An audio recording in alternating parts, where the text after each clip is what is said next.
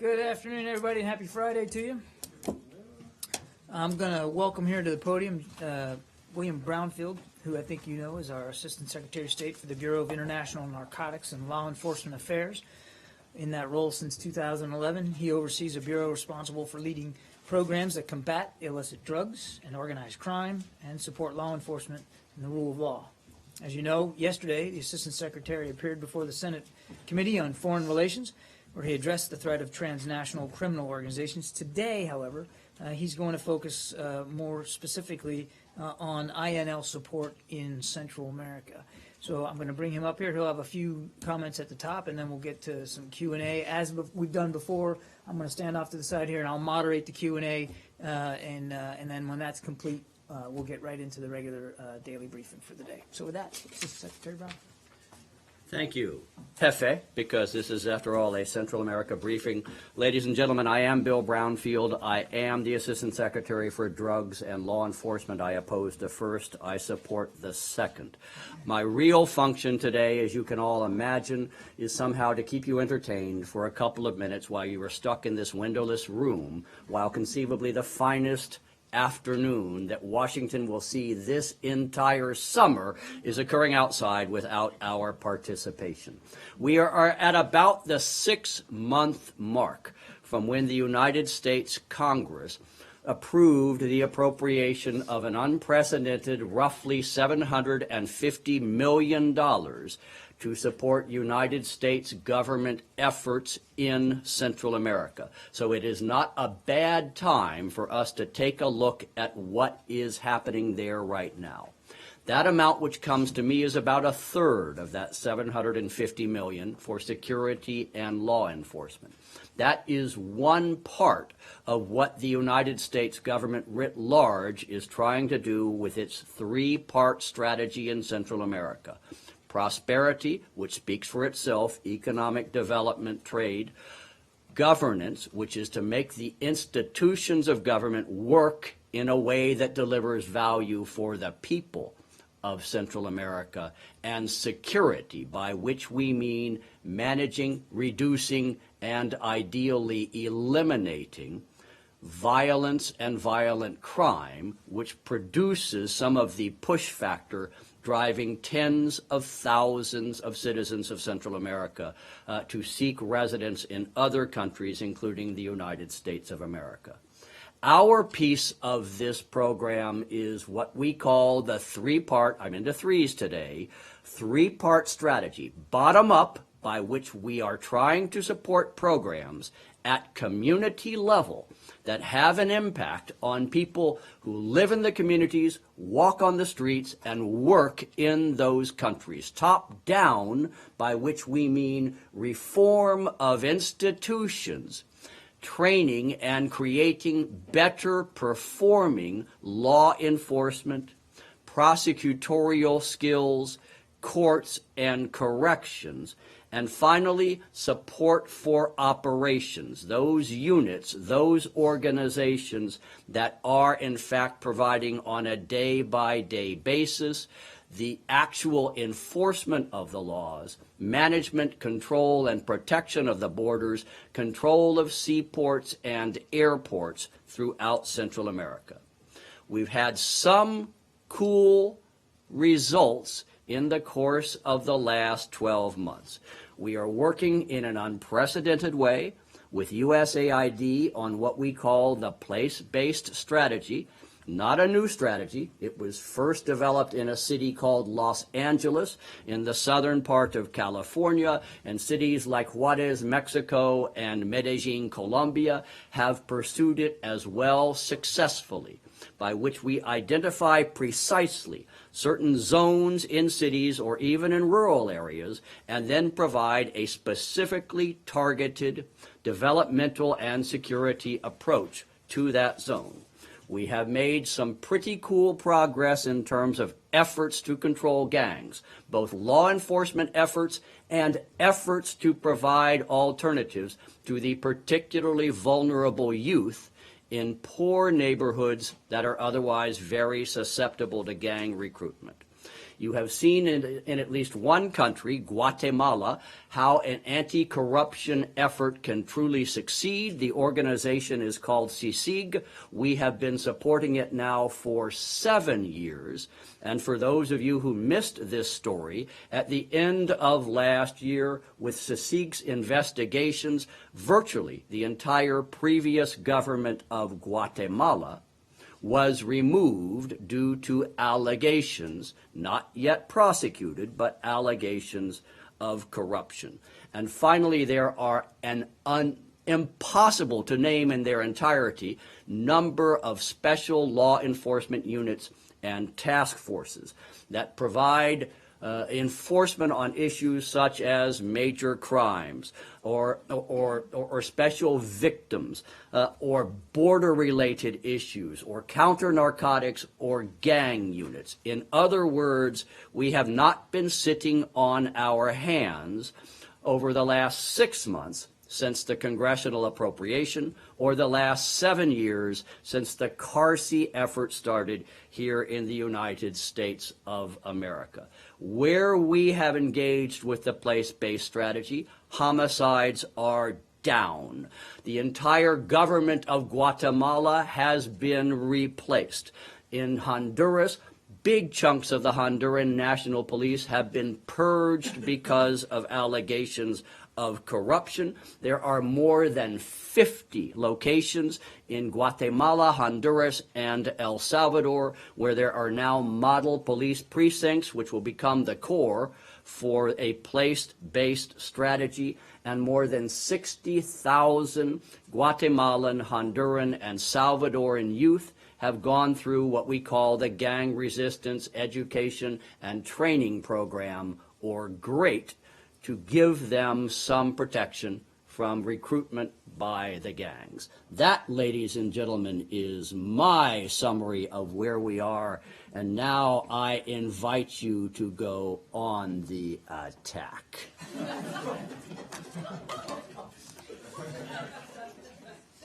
I just can't top that. Pam. In your Hill testimony yesterday, you mentioned a need for a shift from focusing so much on cocaine to more on heroin. Can you elaborate on that and how that fits into that? In particular, is this a shift in which the U.S. needs to change the way that it relates to countries that have been major producers of some of these illicit drugs? Sure. And in fact, the shift is logical, and it makes eminently good sense on the part of the United States of America. Over the last 10 years, cocaine consumption in the United States of America has dropped by more than 50%. Over the last 5 years, the consumption of heroin has increased by more than 200%. QED, if we are trying to have programs and policies that respond to our realities, our problems, and our crises, we had better shift from a cocaine focus to a heroin focus. And we are. This is more complicated, however, than simply saying we will address these issues in a different way in the United States of America, because the sources of the product are very different. Cocaine is found, for the most part, only in 3 Andean nations in South America: Bolivia, Peru, and Colombia. At least to date, it has not been produced in commercial quantities anywhere else in the world. Heroin, despite the fact that more than 80% we believe is produced in Afghanistan, the overwhelming majority of heroin consumed in the United States is grown and produced in Mexico. This is a different problem set for us. Cocaine very much had Central America as part of the issue because, work with me on this, in order to get from South America to North America, you must go through, over, or around Central America. They are therefore part of that problem set. A drug that is produced in the neighboring country of Mexico obviously has no logical basis for working its way through Central America. That was what I was attempting to describe, perhaps unsuccessfully, to the Senate Foreign Relations Committee yesterday. Not that drugs are particularly different, they are, but that the nature of the problem has changed, and therefore the structure, the infrastructure, the strategy, the approach, the techniques, the technology that we're going to bring to bear to this issue in an international context are going to be very different. But before I stop, I do get to say, I also said yesterday, I'm pretty optimistic about this. Our dialogue with Mexico is very good. We are, in fact, talking about the right things. The Mexican government is, in fact, moving in the right direction. And I believe our challenge is to ensure that we've got good coordination as we both try to do what we know we must do in the U.S. side to manage the demand as well as the treatment and rehabilitation issue, and on the Mexican side to address the supply, the cultivation and production of heroin, as well as its shipment and transportation to the border and across the border. That was my pitch yesterday. I wanted to pick up on the demand side matter. Although I realize it isn't, I think, directly under your purview, can you give us a sense of how demand for illegal narcotics has evolved in the United States over the last few years? And what effect, if any, the legalization of cannabis in so many jurisdictions is or is not having on the demand for other narcotics? Yeah.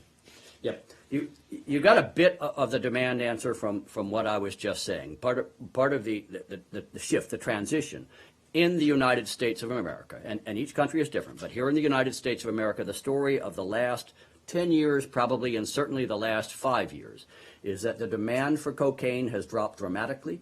The demand for heroin has increased dramatically. Coming with the heroin, and perhaps the biggest element in the problem, is a chemical, a drug, what's the word? A psychoactive drug that is added to the heroin by the traffickers. It is called fentanyl.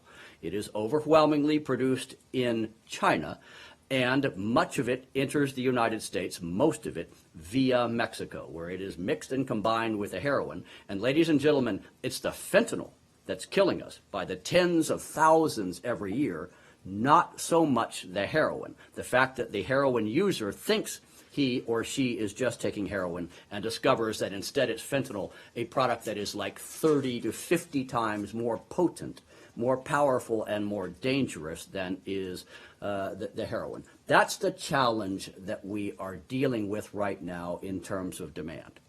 You asked a similar question to what the United States Senator, one of the two from the state of Colorado, asked me yesterday, and that is the impact of selective legalization of cannabis or marijuana in terms of our international engagement. And may I preface my remarks by saying I have no right, no authority, and therefore no opinion on what the citizens of any individual state of the United States choose to vote for in the exercise of their constitutional rights as they determine which laws they will adopt within the jurisdiction of those states. I take no position on the decisions of the people of Colorado, Washington State, Oregon, or Alaska in terms of marijuana legalization. I do say, as I said yesterday, it complicates my mission every time I go down to Mexico and engage in conversations with authorities of the Mexican government in terms of cooperation on this issue.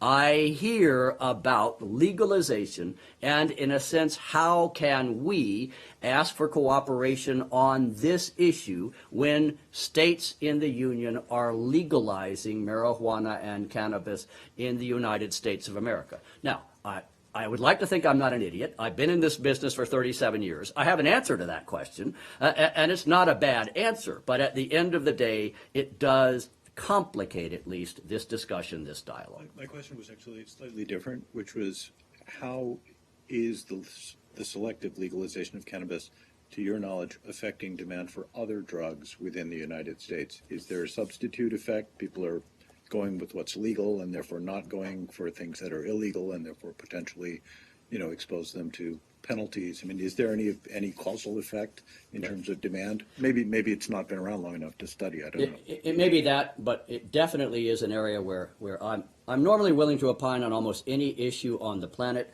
That is purely a domestic question. It's a good one for DEA. It's a good one for the Department of Health and Human Services. I'm a brave man, but I think I'll stay out of that one from this particular podium. Do you know whether the shift from cocaine to heroin was consumer-driven, they just prefer heroin to cocaine, or was it successful interdiction of cocaine or a marketing initiative by heroin producers? Actually, a little bit of all three, but particularly number three. And since there is clearly a foreign component to this otherwise domestic question, I will answer this one. Here is Bill Brownfield's theory, which I think is shared by a tremendous number of people in the drug control and drug abuse community. As we worked our way through the 1980s and the 1990s, the American medical profession, to their credit, responding to the needs, the requests, the demands of their patients on matters related to pain and pain management, asked for and received from the legitimate, absolutely non-black market pharmaceutical industry, pain medication, opium-based, for the most part opioids, to address pain of patients.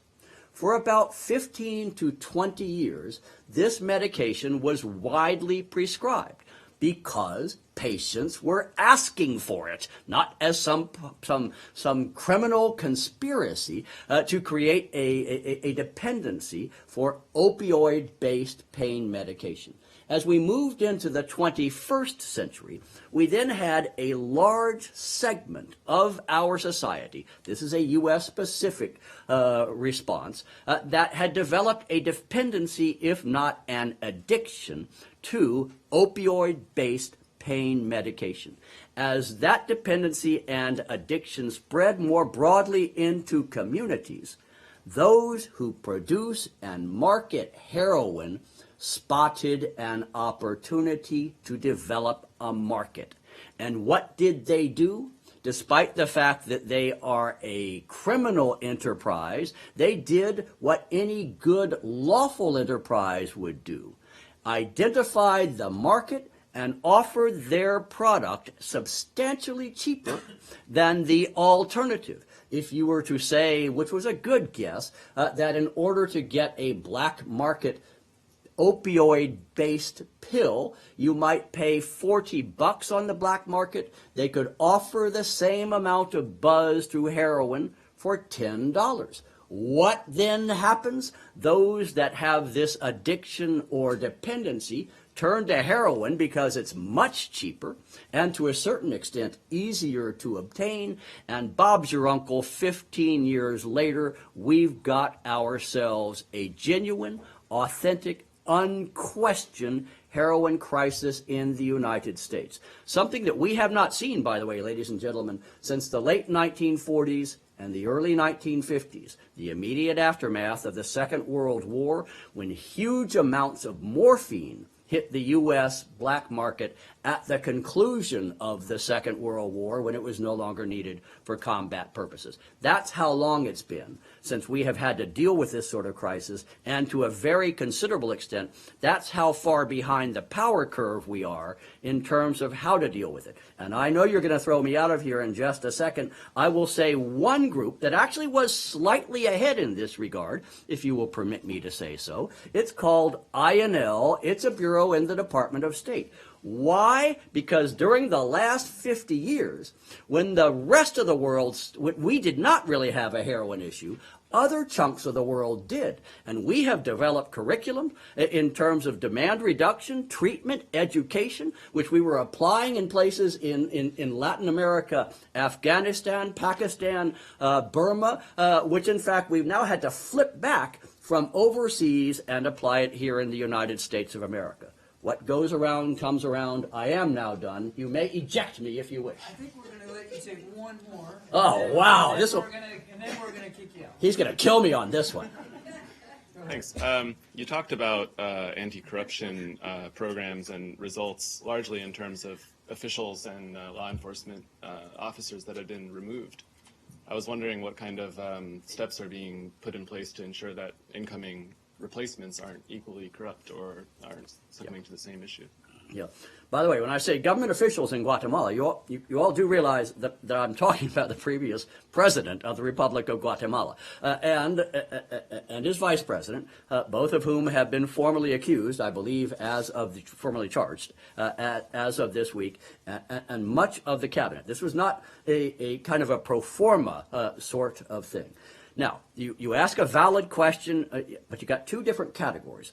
In terms of law enforcement and, if you will, the professional members of any government, whether it's prosecutors, investigators, community police, corrections officials, border guards, and border personnel, whoever it may be, there are ways, and we support them, by which you can vet the incoming personnel, by which you can have institutions within the organization.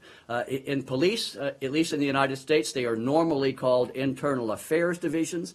In other countries, they might be called the Inspector General, but they are those who have the responsibility of policing the police and ensuring that those within the institution meet certain basic standards. There is as well, and we provide this in the way of capacity building and training, also the need to have prosecutors who in fact are both willing to and trained to prosecute these particular cases. The second thing that we can do, and you would be surprised at how necessary this is, and we have been quite successful in the effort, is ensuring that there is statutory law in every country that makes it very clear that these are criminal offenses. There are a number of countries still in the world where these are gray areas in terms of how a police officer or a corrections officer enhances his salary through non-traditional sources of income. Actually, they can be quite traditional sources of income depending upon where you are. And I would suggest that the answer to your question is yes. There are mechanisms, there are systems that can, when properly applied and supported, ensure or at least reduce the likelihood of continued corruption in the institution or the government. You mentioned a second blob of people, and that is kind of government or elected government officials. Now that's trickier. As you well know, most countries in the world have a constitution, and they elect their government through the constitutional process. And you kind of say, if they choose to elect a criminal, the people are going to elect a criminal. If they choose to elect somebody that they have reason to believe is corrupt, they are going to elect that human being. What we would try to do is ensure that there are bodies, institutions in place in the government to, one, investigate, two, provide some degree of transparency in the event that they discover certain activities that are happening that would, by most people's standards, fall into the category of corruption. And then third, that the Constitution itself permits some mechanism for adjudicating and, if they should so decide, removing from office those who have engaged in corrupt activity, corrupt behavior. That, in many ways, is far trickier, far more complicated than purging corrupt officials in a police force. Fortunately, there are far fewer senior elected officials in any government than there are members of a police force. Thanks very much, sir. I'm backing away now. Over to you.